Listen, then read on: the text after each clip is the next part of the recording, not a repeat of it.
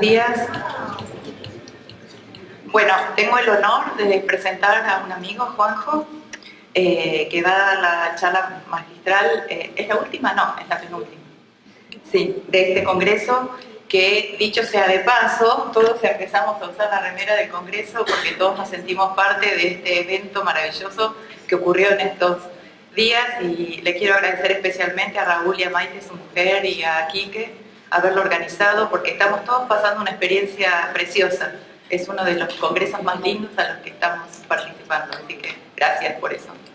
Bueno, Juan José Cantero es ingeniero agrónomo, es magíster en recursos naturales de la UBA, tiene un PhD en ecología vegetal de la Universidad de Tartu en Estonia, es profesor titular de botánica de la Universidad Nacional de Río Cuarto, investigador externo asociado del Museo Botánico INVIP CONICET de Córdoba, es el coordinador de la maestría en Ciencias Agropecuarias, mención Gestión Ambiental de la Universidad Nacional de Río Cuarto, director de la agencia, ex director de la agencia Córdoba Ciencia y ex secretario de Promoción Científica del Ministerio de Ciencia y Tecnología de la provincia de Córdoba. Actualmente es integrante de la CABIS, la Comisión Asesora en Biodiversidad y Sustentabilidad del Ministerio de Ciencia. Es integrante de la Comisión Asesora de Promociones e Informes de Ciencias Ambientales del CONICET. Ha publicado casi 100 trabajos y 15 libros, y el interés de Juanjo es la vegetación de la zona de Centro Argentina en sus aspectos estructurales, funcionales, de manejo y conservación. Bueno, no me cabe duda que va a ser una charla preciosa.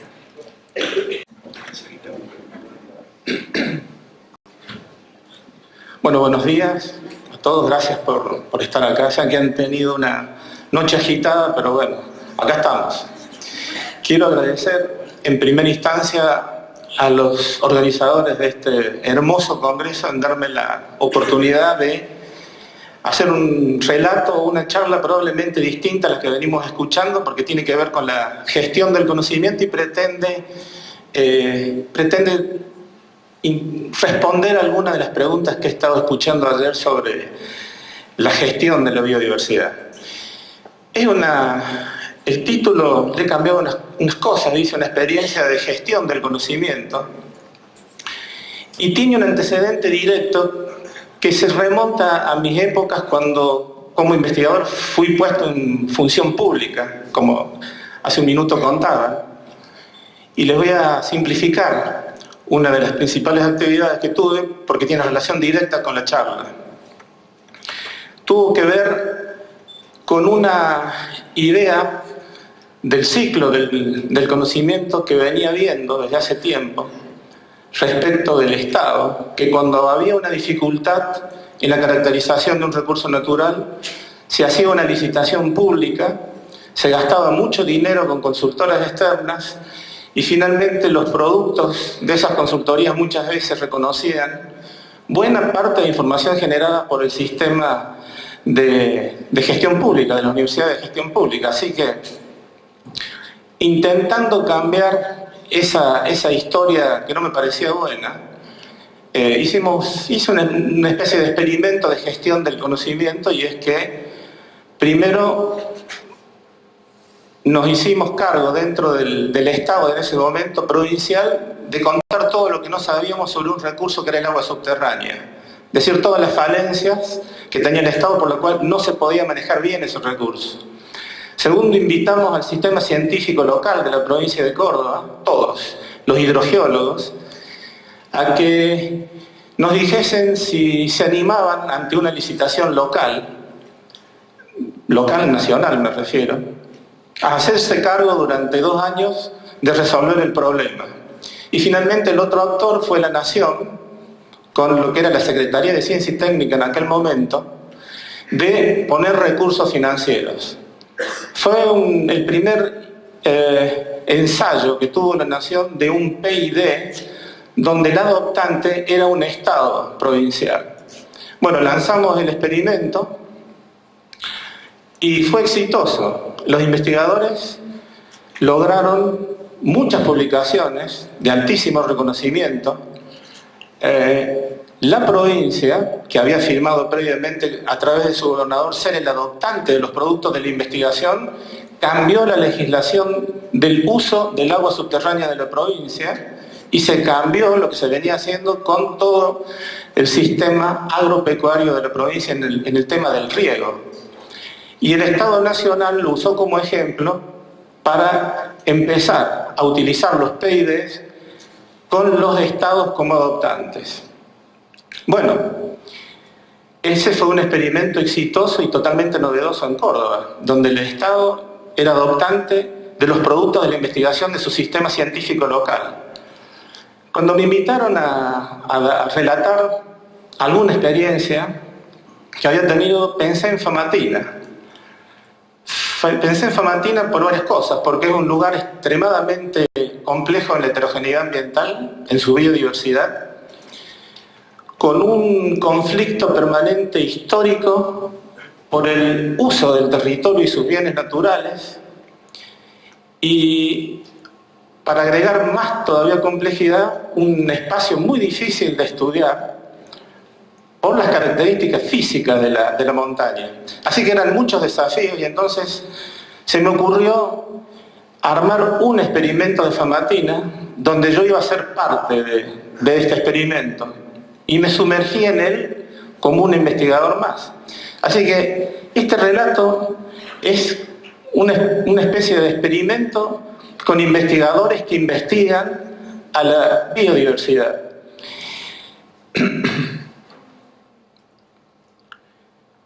Cuando se hace un experimento con seres humanos hay que tener el consentimiento. Así que bueno, aclaro que hubo consentimiento de todos los investigadores que formamos parte. Faltan más, pero estos son los 4 que participamos en este proyecto de Famatina. César Núñez, Gloria Barbosa y Ezequiel Chiarini son 3 botánicos de Córdoba, del Museo Botánico de la Universidad Nacional del Río Cuarto, que nos han acompañado en todo este periplo y este experimento. Uno podría pensar que es un experimento que tiene pseudo réplica o tiene pseudo replicación porque está hecho en un solo lugar, pero bueno, hay un solo flanco central del Famatina, así que eso es discutible. Acá tienen Famatina y acá está la parte más alta del sistema de Famatina que se extiende por Catamarca y La Rioja. Y uno de los propósitos que se me ocurrió más importantes con esta charla es poder inspirar estudios de la biodiversidad y especialmente también poder inspirar políticas públicas, generación de políticas públicas. También me atreví a poner este subtítulo en la charla y es si es posible valorar prospecciones florísticas en la era de la filogenómica. Porque los organizadores me habían planteado una serie de preguntas que eran muy desafiantes. Así que me pareció bueno poner esto a manera de hipótesis de trabajo en este experimento con gente. Bueno, probablemente el mejor título sería Memorias recientes de un naturalista o ubicado en el siglo XXI. Pero bueno, le voy a contar algunas cosas del Famatina desde adentro. Porque fuera de estar en el cancionero popular del Famatina no se toca, me parece que ha estado bueno contarles varias cosas del Famatina para que ustedes sepan por qué finalmente nos motivamos y quedamos presos a manera de naturalistas, biólogos, botánicos y ecólogos en este sistema. Este es un sistema muy extenso, tiene casi 400 kilómetros, involucra estas 2 provincias, ¿sí? Se destaca por las altitudes. Recientemente hay un estudio muy interesante de Yanila que finalmente objetivó algo que se venía vapuleando mucho en los medios públicos y era que el sistema de Famatina no tenía glaciares. Finalmente hay 44 glaciares en el sistema de Velasco. Y las nieves estacionales llegan hasta 5.300 metros. Esta es la complejidad ambiental de la que les decía para estudiarla. Es un gradiente de altitud, por lo menos donde está la vegetación que estudiamos, desde los 1.400 hasta los 5.250 metros, y por eso quedamos retenidos un tiempo bastante prolongado para poder caracterizar la flora de este lugar. Estos son los 2 cerros más los más interesantes y más importantes que tiene el sistema, es el sistema estrandino más importante, más alto de Sudamérica. Y especialmente en estos dos grandes cerros es donde están los glaciares. Este es el que ha popularizado a Famatina, dándole el nombre genérico del cerro. Cuando se habla de que el Famatina no se toca, hacen referencia al cerro y este del cerro, el Cerro General Belgrano.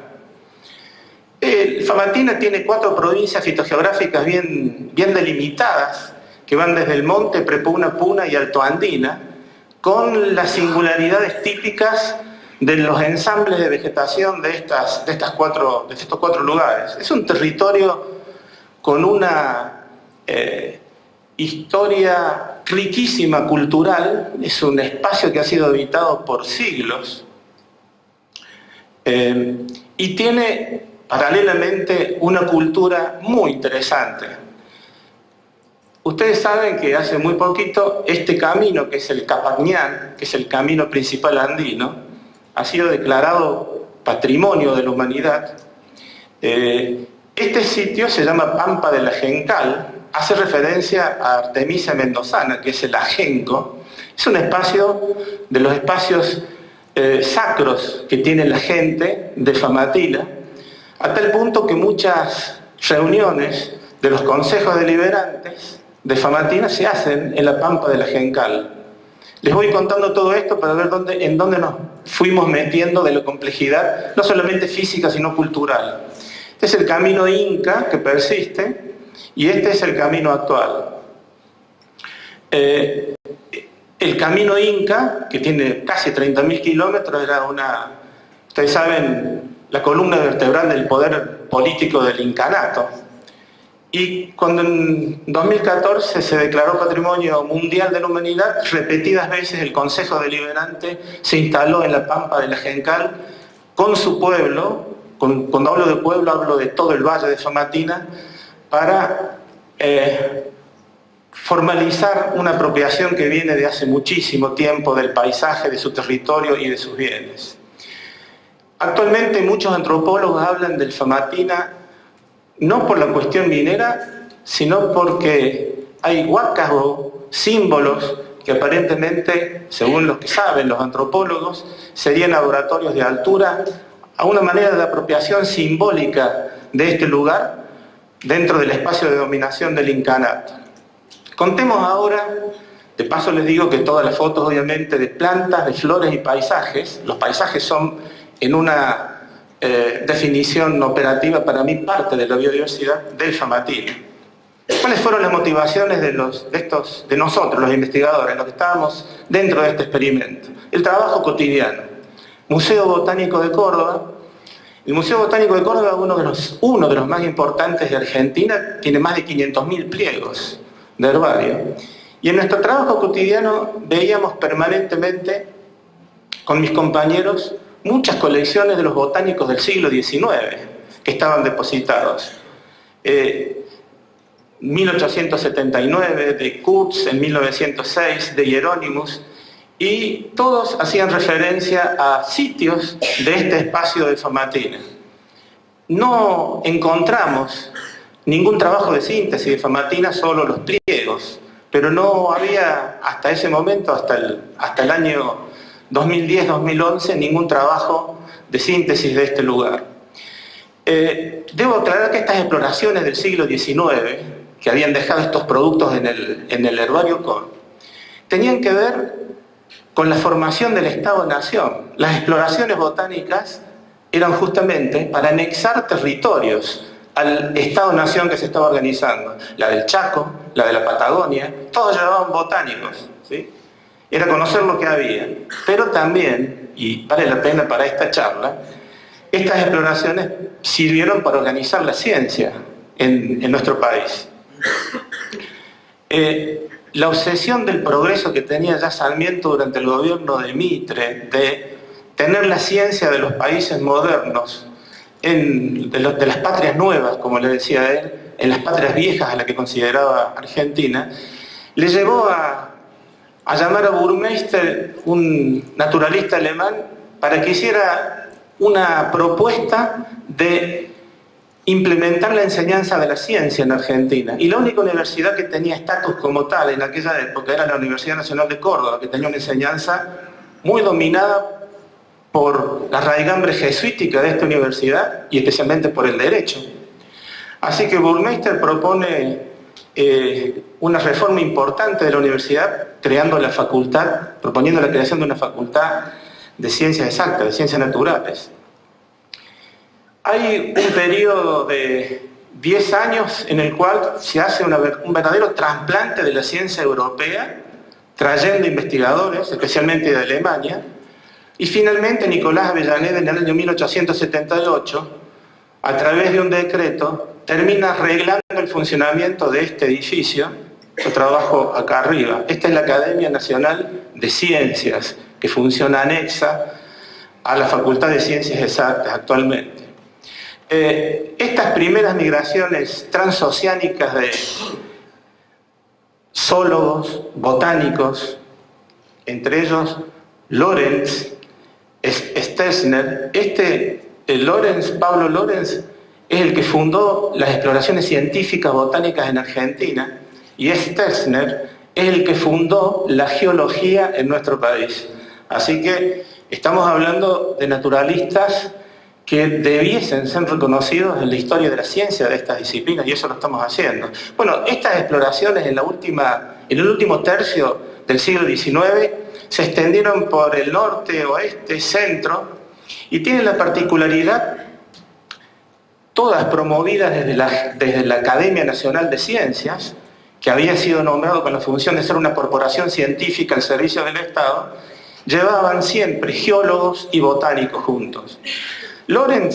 Pablo Lorenz, además de ser el primero en hacer el recorrido por el norte y oeste argentino, fue el botánico que produjo el primer ensayo fitosociológico de Argentina, cuyos límites tienen increíblemente todavía exactitud, porque fueron muy bien tomados en los biomas de aquella época. Bondenbender produjo el primer mapa geológico con una exactitud cartográfica notable que no ha podido ser superado en la actualidad, eso lo reconocen los geólogos, sobre los nevados del Famatina. Bender hizo este trabajo en muchas excursiones al Famatina del 1881 a 1897.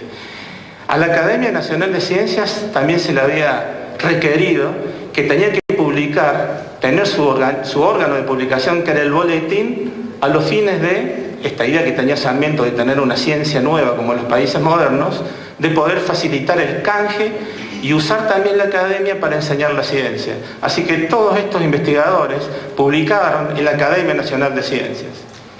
Veamos lo que más nos importa de esta charla, que son los botánicos. Les puse geo porque salían siempre geólogos y botánicos. Estas son las libretas de Kurtz, de Fritz Kurtz, donde Fritz caracterizaba muy bien los perfiles de vegetación poniendo las tipologías de rocas. Así que son ensayos geobotánicos de finales del siglo XIX que mantienen su vigencia, porque en realidad lo que voy a contar es que hemos recorrido lo que hicieron Hieronymus, Niederlein y Kurtz.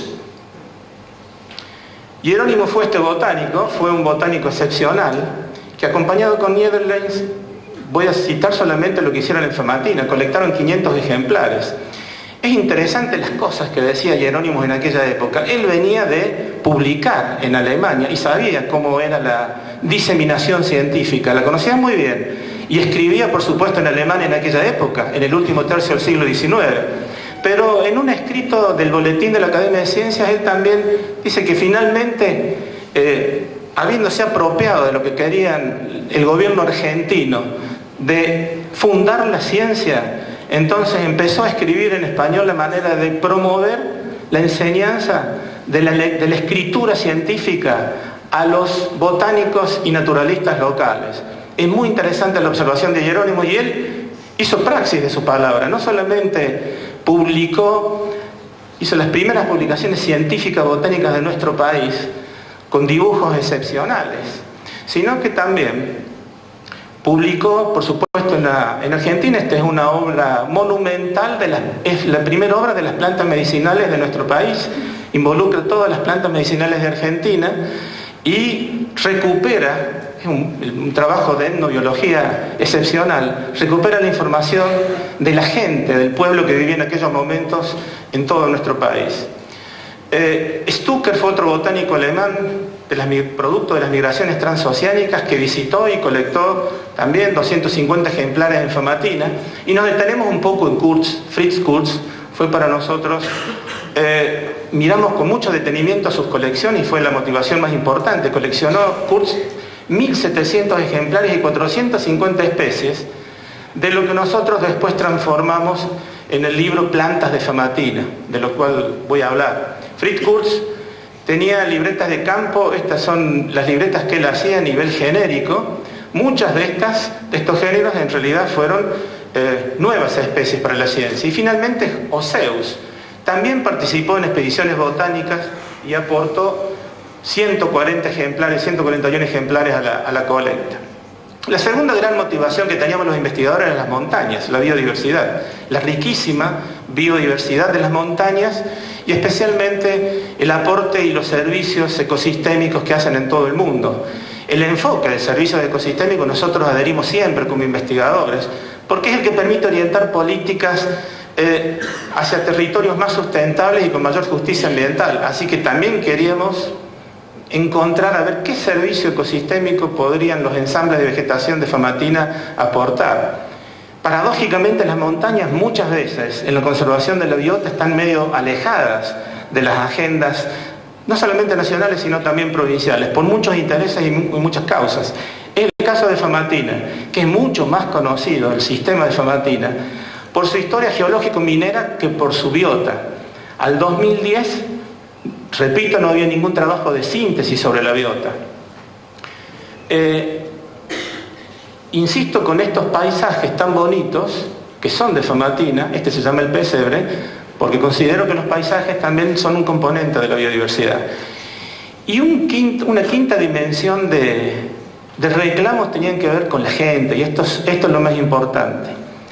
La gente, tanto la municipalidad como la asamblea ciudadana, el pueblo de Famatina está organizado en una asamblea que tiene una singularidad muy particular hacia los bienes naturales. Permanentemente en algunas idas que habíamos hecho, no como investigadores al sistema, sino paseando, habíamos recuperado la información y después como investigadores de la necesidad de poder conocer la flora. Obviamente la gente sabía por lo menos de 100 o 200 plantas los usos medicinales más importantes, y ellos también sabían, porque son los que viven en el sitio, que había muchas especies raras y distintas, pero nos preguntaban ¿cuántas? ¿Cuáles son las que están? Toda esta gente de la Asamblea Ciudadana pretendía en aquella época, y lo sigue por supuesto haciendo ahora, proteger al ambiente, y necesitaban bases científicas. No había un conservacionismo con base científica al 2010 en Famatina, solamente había conflictos, ya voy a volver sobre ellos en un minuto, que tenían que ver con el uso del agua. Un área conflictuada, Famatina, muy conflictuada, especialmente por la valoración singular que tiene su gente del territorio.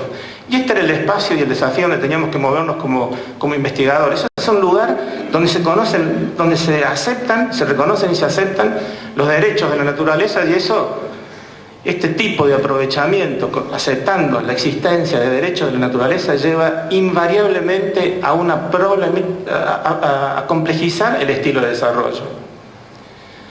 El agua es el eje de los conflictos, especialmente con los aprovechamientos mineros, es el soporte de vida de la región. Y acá, sin hacer una visión exhaustiva, decirles, vamos a recordar algunos aspectos de la atracción minera de Famatina, que lo hizo por siglos. Desde la época de los diaguitas, que conocían el uso de la plata, el oro y el cobre, pasando por el incanato. En realidad, entre el 1400 y 1500 ocurre la primera desposesión registrada de recursos naturales en Argentina, porque las minas de los diaguitas pasan a ser propiedad de los incas. Los jesuitas también aprovechan Famatina, lo aprovechan con información también de los diaguitas años posteriores. Por unas monedas, qué lío que se nos armó con unas monedas en el interior de Argentina. En aquella época, en 1820, 1830, circulaban los escudos de oro y los reales de plata con los metales extraídos de Famatina. Acá está la silueta del cerro que nos recuerda. Y acá hay que detenerse un segundo en nuestra historia para recordar a Facundo Quiroga y Bernardino Rivadavia. Ustedes dirán, bueno, ¿por qué traigo esto a colación? Había un financista nacido en el virreinato del Río de la Plata que se llamó Braulio Costa, que fue nombrado por Quiroga presidente del Banco de La Rioja, y finalmente con capitales británicos se fundó esta empresa, la Famatina Mining Company, para acuñar esas monedas que les mostraba. Pero en forma simultánea, en este año, Bernardino Rivadavia, en la época que era ministro porteño, y después fue como canciller a Inglaterra, tenía intereses muy parecidos respecto a la acuñación de monedas, y finalmente fundó también con capitales británicos el Río de la Plata Mining Association, y cuando él fue presidente al año siguiente, directamente delegó a esta empresa la producción de monedas, y eso generó un conflicto infernal con Quiroga, que fue la causa famatina de las primeras guerras entre unitarios y federales en el interior de nuestro país.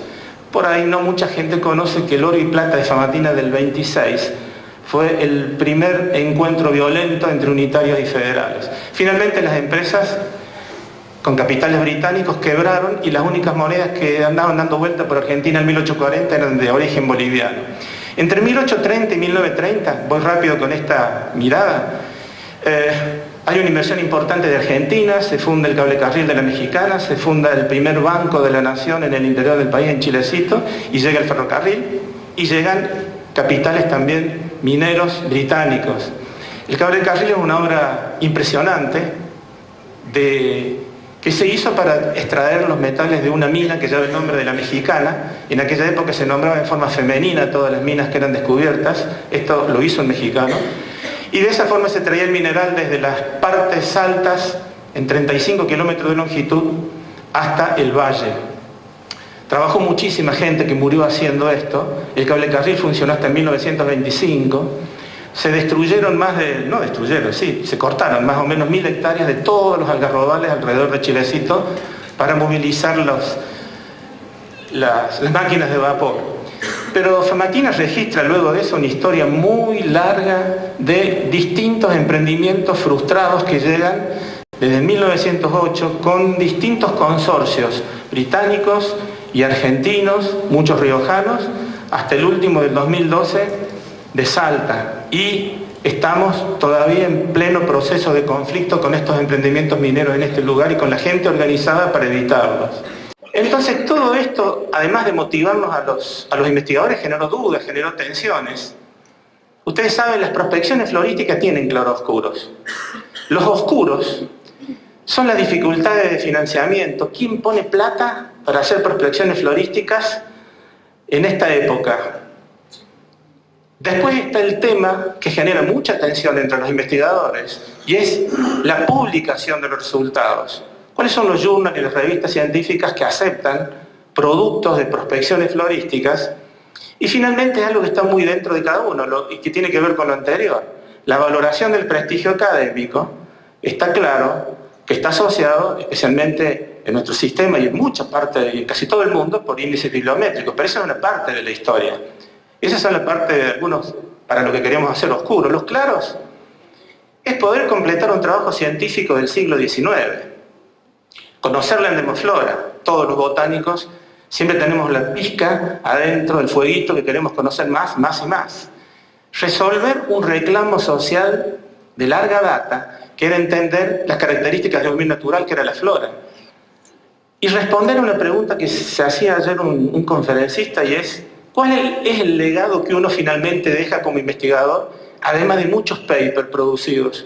¿Cuál es el impacto social y cuántas cosas cambian con los productos de la investigación que nosotros dejamos?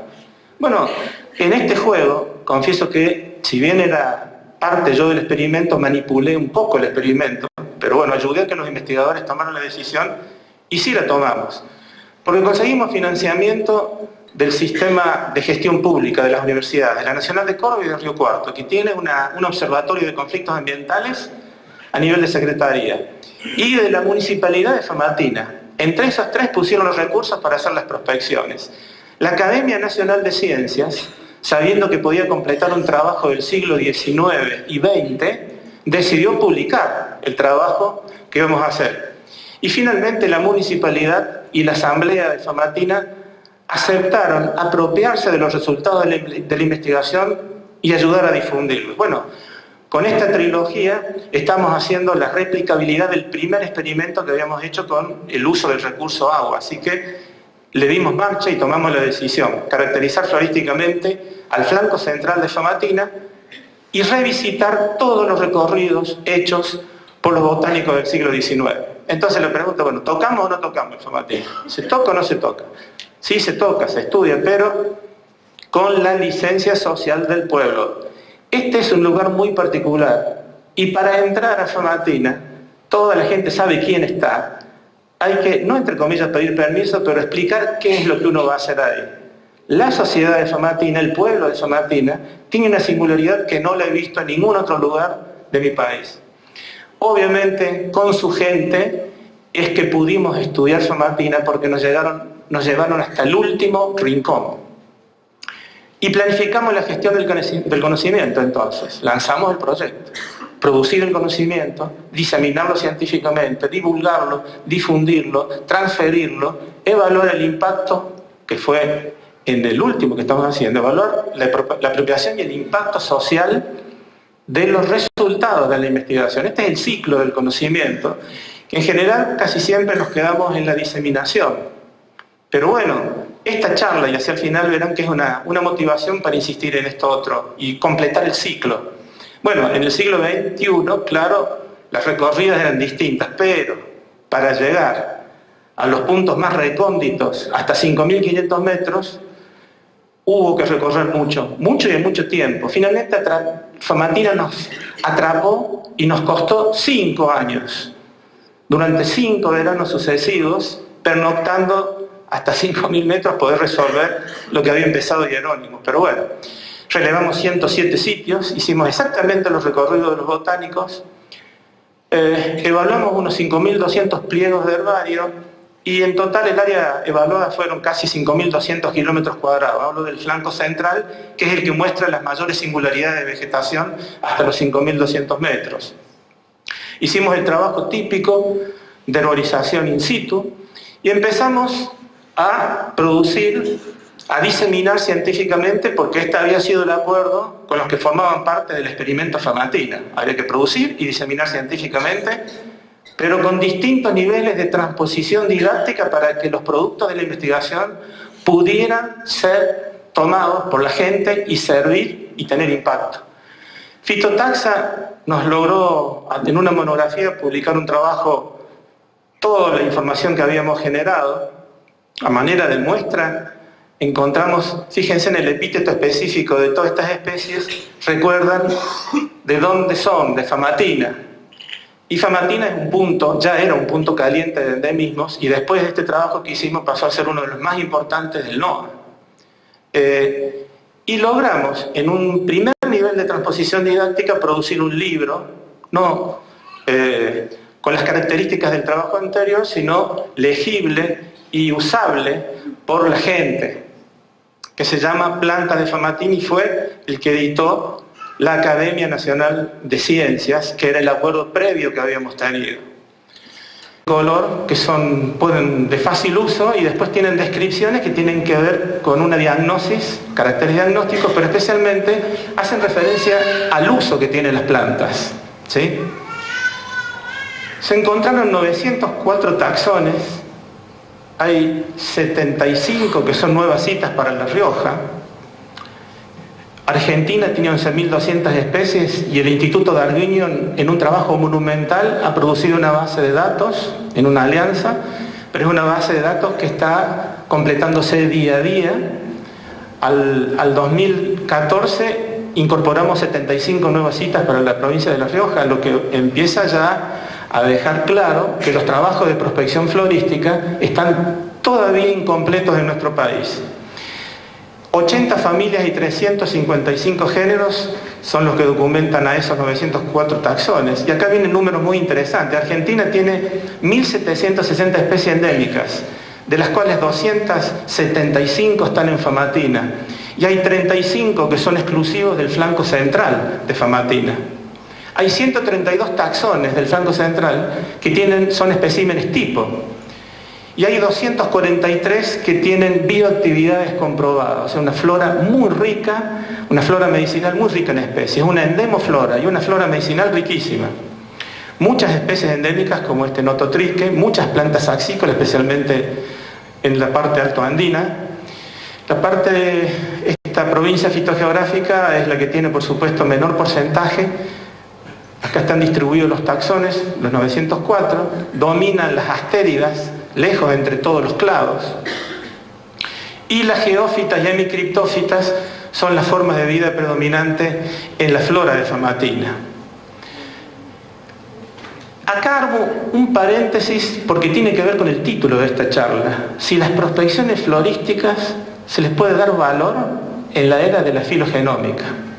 Y voy a hablar de la historia de un redescubrimiento, una especie que había sido colectada por Hieronymus en 1878 y pasaron luego 100 años y nunca nadie más la había podido juntar. Hieronymus juntó esta especie y la publicó como nueva bajo el nombre de Aphilocladus decusatus, un arbusto. Hizo la diagnosis con corolas lilacinas en sus flores. A nosotros nos había llamado la atención que esta especie no había sido coleccionada durante 125 años por muchos botánicos contemporáneos que habían hecho algunas idas. Nos llamó mucho la atención y entonces, como estuvimos 5 años, nos propusimos, vamos a hacer una mirada particular. Ya verán ustedes la pertinencia de por qué hablo de una especie. Encontrábamos algo muy parecido a lo que describió Hieronymus, que era Goshnata glutinosa, un arbusto resinosa, pero con flores cremas. Hieronymus hablaba de flores lilas.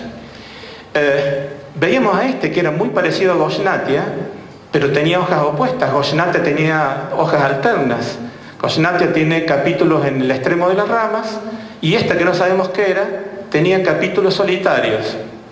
Eran simpátricas, vivían en rocas metasedimentarias con gran cantidad de calcio y, bueno, esto era un enigma total. Por supuesto, la coleccionamos, tratamos de identificarla. En el interín encontramos dentro de los 500.000 ejemplares de Cord el holotipo que había usado Hieronymus para la descripción. Nosotros nos manejamos con una foto de Harvard University, que era una foto de este tipo. Y era una foto porque el tipo que había sido enviado a Berlín quedó destruido en la Segunda Guerra Mundial. Entonces nos manejamos con una foto y tratando de encontrar flores azules. Fracasamos permanentemente. Pero cuando encontramos esto, nos dimos cuenta que en realidad este arbusto era nuevo para la ciencia. No era Aphilocladus. Entonces se hizo la descripción de este nuevo género, una nueva especie para la ciencia, y por allí la trascendencia de encontrar un nuevo género dentro de las familias teráceas. Las familias teráceas es la que tiene el 10 al 12%, entre 25.000 y 33.000 especies, es la familia más numerosa de las antófitas. Encontrar un género, no se encuentra un género todos los días de asteráceas, pero este género tuvo mucha implicancia. Le pusimos Famatinanthus en honor a Famatina. Los investigadores estaban cada vez más contentos porque teníamos presencia en revistas de más alto impacto. Sacanza.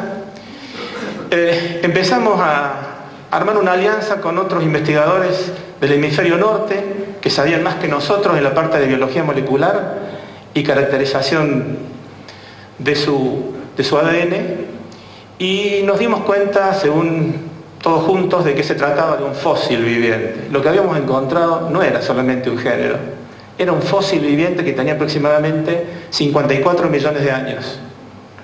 Y permitió esto que Famatinanthus, resolver los nodos más profundos de la filogenia de las compuestas o de las asteráceas, que se especulaba que tenían un origen sudamericano, pero sí, Famatinanthus vino a corroborar el origen sudamericano de la familia. La familia después migró el origen a África, donde tuvo varias radiaciones, y finalmente terminó de ocupar todos los continentes. Así que seguimos cada vez más contentos porque llegábamos a los cuartiles más altos con Famatinantus.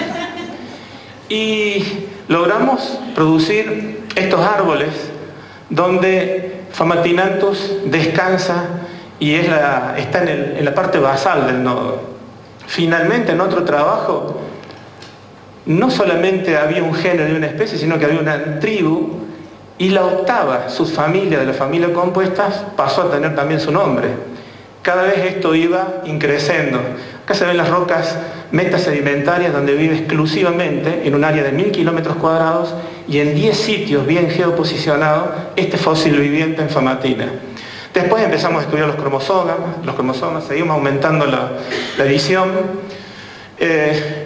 Otros botánicos, también enloquecidos como nosotros con Famatinantus, empezaron a ver una rareza y un fósil viviente, empezaron a mirar cosas, encontraron que es el único que tiene un estilo adoquinado, una doble epidermis, con paredes periclinales, única en la familia. Seguimos arrojando singularidades. Y bueno, la Alianza de las Compuestas hace poquito, en julio del 2017, acaba de usar toda la información para hablar de esto que tiene que ver con el título. El árbol de la vida en la era de la filogenómica, y por supuesto están nuestras Famatinantus en la base y explicando el agujero negro que teníamos en la filogenia de las asteráceas. Todo como parte de esta prospección florística. Bueno, después vino el segundo gran desafío, la divulgación, la transferencia, la extensión, el enorme esfuerzo que tienen que hacer muchos investigadores, porque esto de decodificar y pasar en el lenguaje coloquial para que la gente entienda, no el lenguaje científico, el lenguaje que hablamos en la calle y que puedo usarlo, es un desafío. Pero todos los investigadores lo hicimos y con un enorme gusto. Ese había sido el compromiso original. Empezamos con el sistema científico, a que los propios pares se apropiaran de la información. Empezamos con las transferencias a través de varios talleres, trabajando con la gente sobre las plantas medicinales y los otros usos de las plantas de Famatina. Muchos talleres.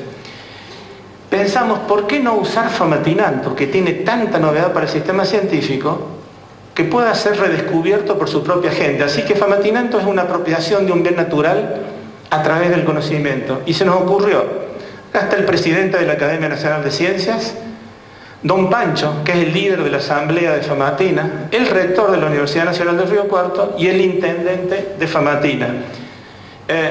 Terminamos poniendo en la plaza de Famatina Famatinantus, con los chicos, con las familias, colegios primarios, secundarios, un instituto de formación docente, y seguimos incrementando los símbolos de Famatina.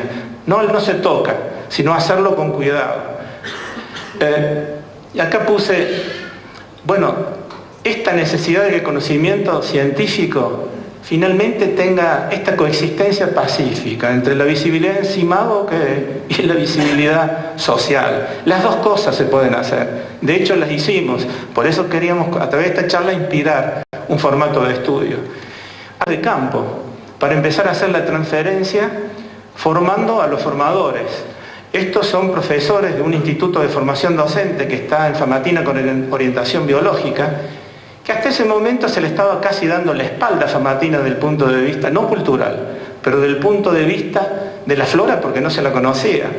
Así que este IFD armó una tecnicatura en protección y gestión ambiental en base a todos estos productos que estábamos generando nosotros, lo cual ya es un impacto social de los conocimientos que nosotros transferimos. No nos quedamos quietos, seguimos con Famatinantus como caballito de batalla que nos caía justo, y empezamos a producir muchas infografías contando la historia de esta planta para que pudiese ser usada especialmente en las escuelas primarias. Así que andábamos volanteando por todo el pueblo y por todo el valle, que va desde Santa Cruz, Campanas, Famatina, hasta el borde de Chilecito, contándole a las escuelas sobre lo que tiene. Tuvimos también una audiencia pública con la asamblea de Famatina, que estaban deseosos de tener base científica para poder promover la protección ambiental vía reserva o lo que fuese posible con sus legisladores. Así que hicimos la devolución como corresponde ante la asamblea de Famatina. La municipalidad había firmado ser la adoptante, además de poner recursos financieros, así que hicimos muchos trípticos de plantas medicinales, como es en este caso, para mejorar la cultura de la gente, no solamente de la gente de Famatina, sino también la de los visitantes. Son asiduos los turistas que llegan a Famatina para llegar a la Mexicana, así que ahora la municipalidad les invita con estos documentos a conocer su flora. Los investigadores completamente satisfechos con todo esto. Se había llegado a cumplir.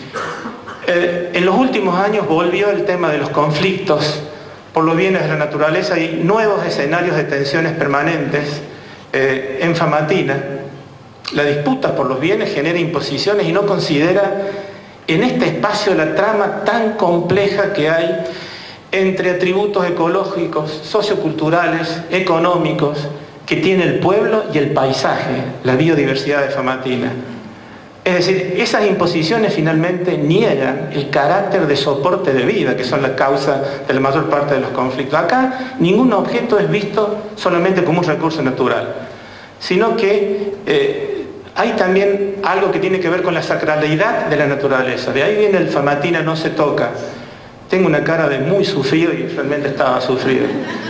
Estoy explorando, porque me habían contado de un cerro sagrado de Famatina, que es el Cerro Poposa, que está a 5.400 metros de altura, y estoy con Mario, que me está llevando.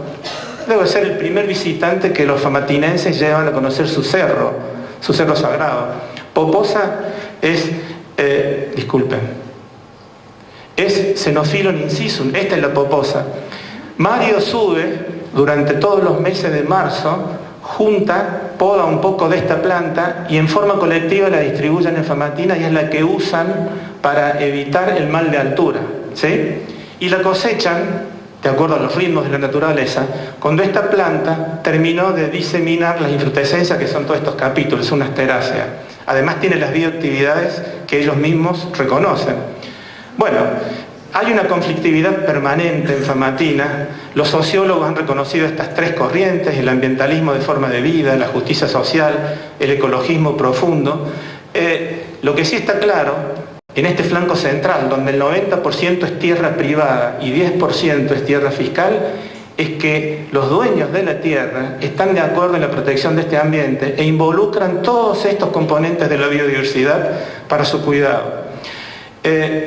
No hay áreas protegidas formales en el flanco central, así que el aporte principal que hemos hecho con el Famatinantu de fondo es darle fundamento científico al valor de su flora. De hecho, la están usando sus legisladores para proyectos de declaración de un área protegida en este mismo lugar, cosa que es muy novedosa. Tenemos claro ya una certeza: las prospecciones florísticas, este naturalista medio loco que parecía ahí en el caballo en el siglo XXI, parece que no está mal, no estábamos tan errados con las cosas que encontramos. Continúan siendo imprescindibles, y con eso respondo a unas preguntas que habían promovido los organizadores de la sistemática: la taxonomía, la biología de la conservación, la filogenia, la biología evolutiva, la filogenómica, biogeografía, la etnobiología. Finalmente, en el conocimiento de los recursos naturales, uno no puede manejar lo que no conoce, así que tiene una vigencia absoluta. Y los manejos no se hacen de la nación completa, los manejos se hacen en escalas regionales, así que las prospecciones florísticas en escala regional, que no están hechas, todas, tienen una vigencia completa. Esta universidad rara que citó Vivi al comienzo, ahí es donde estudié yo, es en Estonia. Y estos amigos alguna vez fueron colegas y ahora son amigos con los cuales seguimos escribiendo cosas juntas, como es Melis Partel y Martin Sobel. Melis y Partel son fundadores de teoría ecológica moderna, que van desde la diversidad oscura, la diversidad oculta, que está tan de moda la diversidad oscura, es de Melis Partel. Bueno, yo les quiero decir que cuando empezamos allá a escribir en estos pastizales de montaña de Córdoba los primeros trabajos sobre la riqueza florística de los pastizales, estos pastizales templados, en las prospecciones florísticas que se hicieron acá, que permitieron conocer que hay 89 especies por metro cuadrado y que es el récord mundial que tenemos en pastizales templados, se hicieron gracias a prospecciones florísticas y por supuesto los colegas lo viven reafirmando. Un deseo muy particular: que la caracterización y la gestión de la biodiversidad tengan visibilidad permanente en todas las agendas públicas y especialmente también en las prioridades del sistema de ciencia y técnica, que las desconoce formalmente y obliga a los investigadores a hacer una especie de mimicria con sus proyectos para conseguir recursos. Eso no debe ser así. Es un tema demasiado serio como para jugar con él. Y volver al Valle de Famatina con el pueblo sin conflictos y con un parque nacional también sería un deseo muy particular. Muchas gracias.